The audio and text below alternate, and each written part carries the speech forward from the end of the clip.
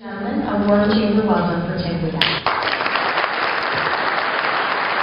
Ontario Progressive Conservative leader Tim Hudak appeared before the London Chamber of Commerce and accused the Liberal government of creating corporate welfare. Handing out taxpayer dollars to these big corporations simply does not work.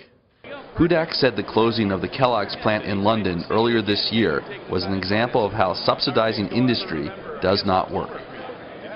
The McGuinty-Wynne government gave millions of dollars to Kellogg's for a plant in Belleville that employs about 100 workers. The same Kellogg then turned around and closed down a 100-year-old plant in London, laying off 6 times as many workers. The McGuinty-Wynne government offered Chrysler a $500 million ransom for its auto plant in Windsor. And then the Premier was distraught when Chrysler's extortion demand became controversial. And then Chrysler said it was going to invest in the plant anyway. Lovely to see you, Diane. How are you? Good to see you. You look great. The Conservative leader also accused Kathleen Wynne's government of practicing crony capitalism. Basically, the way in to get a check is to hire the right Liberal lobbyist. That's crony capitalism.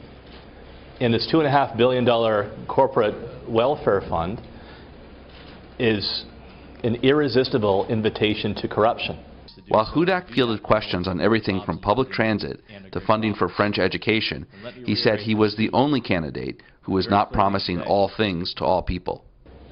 Right now, we've basically bankrupted the province of Ontario. And quite frankly, I'm the only candidate who's being direct with taxpayers. The money's run out.